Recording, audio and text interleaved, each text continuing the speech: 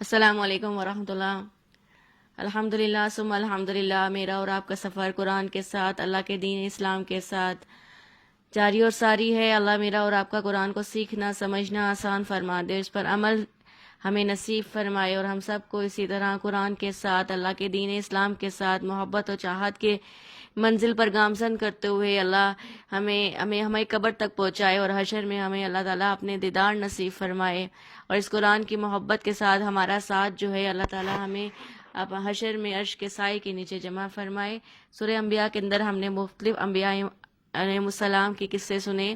آج حضرت ایوب علیہ السلام کا قصہ سنایا جائے گا۔ قصہ ہم سنیں گے، اس سے بہت سے سبق سیکھیں گے۔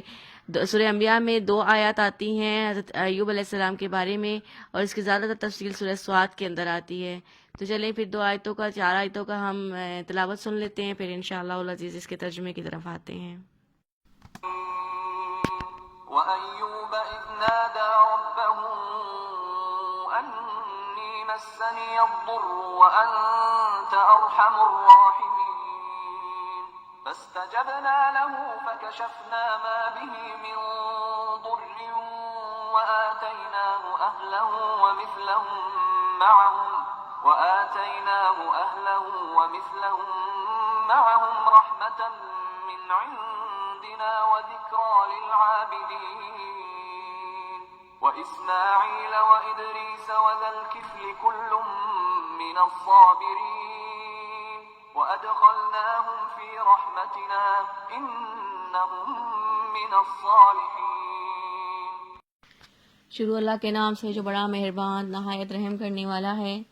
ایوب علیہ السلام کی اس حالت کو یاد کرو جبکہ اس نے اپنے پروردگار کو پکارا کہ مجھے یہ بیماری لگ گئی ہے، تو رحم کرنے والوں سے زیادہ تو رحم کرنے والا ہے۔ تو ہم نے اس کی سن لی، اور جو دکھ انہیں تھا اسے دور کر دیا، اور اس کو اہل و عیال عطا فرمائے، بلکہ ان کے ساتھ ویسے ہی اپنی خاص مہربانی سے، تاکہ سچے بندوں کے لیے سبب نصیحت ہو۔ اور اسماعیل اور ادریس اور ذوالکفل علیہم السلام یہ سب صابر لوگ تھے، ہم نے انہیں اپنی رحمت میں داخل کر لیا، یہ سب لوگ نیک تھے۔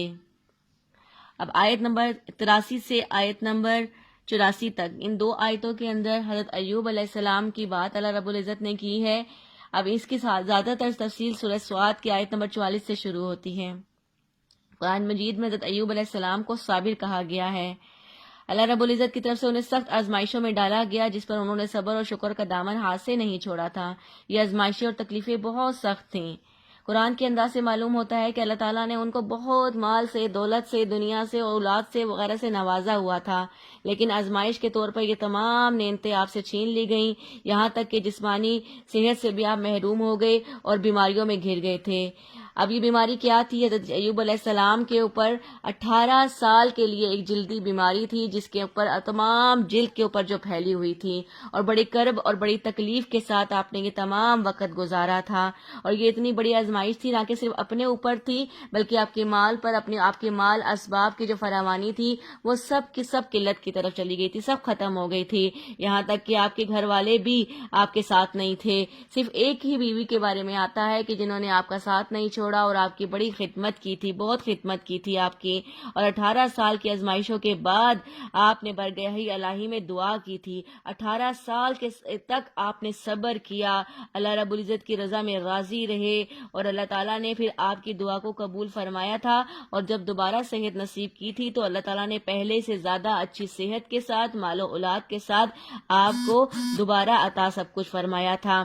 اسی میں آتا ہے اللہ تعالیٰ کے حضور میں کبھی آپ نے اپنی شکوہ شکایت نہیں کی، کوئی جزا فضا نہیں کیا، کیونکہ یہ صبر کے مخالف ہے، یہ صبر کے منافی آتا ہے۔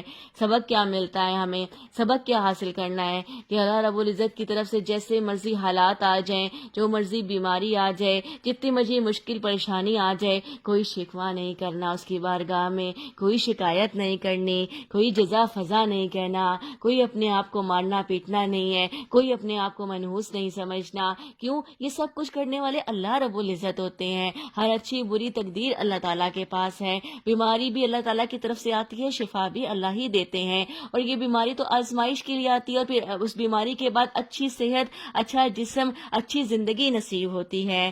تو حضرت ایوب علیہ السلام نے اللہ رب العزت کے حضور کبھی شکوہ شکایت جزا سزا نہیں کی, بس صرف دعا کی. جو دعا تو صبر کے منافی نہیں ہے. اپنی صبر, جب بھی کوئی مشکل پریشانی آئے تو صبر کے ساتھ وقت کو گزارنا چاہیے اور اللہ رب العزت سے دعا کرنی چاہیے. دیکھیں 18 سال تک آپ اللہ کی رضا میں راضی رہے, پھر اللہ تعالیٰ سے آپ نے دعا کی اسی آیت کے اندر, ربی انی مسنی الضر وانت ارحم الراحمین, کہ اللہ اپنے پروردگار کو یہ پکارا کہ اللہ مجھے یہ بیماری لگ گئی ہے, اور اللہ تو ہے جو سب سے زیادہ رحم کرنے والوں میں سے رحم کرنے والا ہے. سبق کیا ملتا ہے؟ اس دعا کو ہر بیمار کو پڑھنا چاہیے اپنی بیماری سے شفا تک, کہ اللہ آپ ہی شفا دینے والے ہیں, اللہ آپ ہی مشکل کو حل کرنے والے ہیں, اللہ آپ ہی تو ہیں جو میرا آسرا ہے. تو اللہ ضرور عطا فرما دیتے ہیں, شفا بھی دے دیتے ہیں, اور اللہ پھر درجات کو بھی بلند فرماتے ہیں. قرآن مجید کے اندر 90 سے زائد مرتبہ جو ہے وہ صبر کرنے کی تلقین کی گئی ہے. صبر کرنے سے نہ صرف درجات میں بلندی آتی ہے بلکہ دل کے اندر ایک سکونت اور طاری ہو جاتا ہے, جس کی وجہ سے انسان اپنے اندر ایک روحانی طور پر ایک مدد اللہ تعالیٰ کی خود محسوس کرتا ہے. تو حضرت ایوب علیہ السلام نے بھی یہ تمام کام صبر کے ساتھ اس وقت کو گزارا. دیکھیں 18 سال, اللہ اکبر کبیرہ, 18 سال کی بیماری, اور اللہ تعالیٰ کے سامنے صرف اور صرف رضا کا اظہار, اور پھر اللہ ہی سے دعا. اللہ اکبر. یہی وہ چیزیں تھیں جن کو حاصل کرنا اور جن کو پانا ہم سب کی محنت کا حصول ہونا چاہیے. آتا ہے تو ایوب علیہ السلام کے بارے میں کہ ان کی بیماری اور ان کا صبر تو بہت مشہور ہے, جس کے مطابق اللہ تعالیٰ نے انہیں اہل و مال اور ساری کی ساری آزمائش کی, اور اس کے بعد جو ہے آپ کو ان کی اللہ تعالیٰ نے کیا تھا کہ سورہ سعد کے اندر آتا ہے کہ اللہ تعالیٰ نے حضرت ایوب علیہ السلام کی یہ دعا قبول فرما کر ان سے کہا کہ زمین پر پیر مارو, اور جس سے ایک چشمہ جاری ہو گیا تھا آپ ہی کے قدم سے. حضرت اسماعیل علیہ السلام کے قدموں سے بھی آتا ہے نا کہ اللہ تعالیٰ نے چشمہ جاری کیا تھا, حضرت ایوب علیہ السلام کے اس سے بھی آتا ہے کہ اللہ تعالیٰ نے ایک چشمہ جاری کیا, پھر اس کے پانی سے آپ کو حکم دیا کہ آپ اس پانی کو پیے, یہ آپ کو سیراب کرے گا, اور اسی پانی سے آپ جو ہے نا غسل فرما لیجئے, یہ آپ کی بیماریاں دور ہو جائیں گی. اور پھر اللہ تعالیٰ کی اس بیماری میں اللہ تعالیٰ نے اس بیماری میں شفا کا جو سلسلہ بنایا, جو سبب بنایا, وہی کنویں کا پانی تھا جو آپ کے پینے سے آپ کو شفا یابی نصیب ہوئی. اور اس کے بعد اللہ رب العزت نے آپ کو شفایابی کے ساتھ آپ کی مال کے اندر پھر دوبارہ پہلے سے زیادہ فراوانی, اور اولاد کے اندر آپ کی پوتا پوتیاں, اور آپ کو ایک بہت بڑا خاندان پھر جو ہے نا اللہ تعالیٰ نے اس کو صحت, تندرستی اور عافیت کے ساتھ اسے دگنا کر دیا تھا. اللہ اکبر کبیرہ, اللہ اکبر کبیرہ.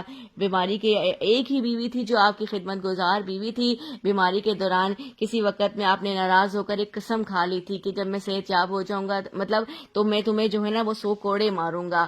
تو یہ قسم جو کھا لی تھی آپ نے کسی وجہ سے کھا لی تھی, لیکن صحت یاب ہونے کے بعد اللہ تعالیٰ نے فرمایا کہ یہ تو آپ کی بڑی خدمت گزار بیوی تھی, لیکن چونکہ انبیاء علیہ السلام پر اور ہر ایمان والے پر لازم ہوتا ہے کہ اپنی قسم کو پورا کرے, تو اللہ تعالیٰ نے ہی فرمایا تھا کہ آپ اتنی خدمت گزار بیویوں کو 100 کوڑوں کی جگہ مطلب اس کا نعم البدل یہ لے لیجیے کہ 100 تنکوں والی جھاڑو لے لیجیے, اور وہ جھاڑو ایک دفعہ ان کو مار دیجیے, آپ کی قسم پوری ہو جائے گی.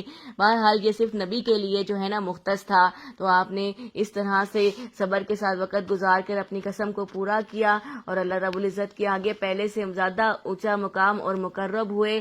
سبق یہ نصیب حاصل کرنا ہے کہ جتنی مرضی ابتلا شدائد مصیبتیں آ جائیں اس پر صبر کرنا ہے, اور صبر کے ساتھ ہی اللہ تعالیٰ کی رحمت کا انتظار کرنا ہے. اللہ رب العزت ہمیں صابرین میں شامل فرمائے, اللہ ہمیں ذاکرین میں شامل فرمائے, اللہ رب العزت ان مومنوں میں, ان ایمان والوں میں شامل فرمائے میرے مالک اللہ جو ایمان کی صفات میں کامل ہوتے ہیں. اللہ ہمارے ایمان کی حفاظت فرمائے.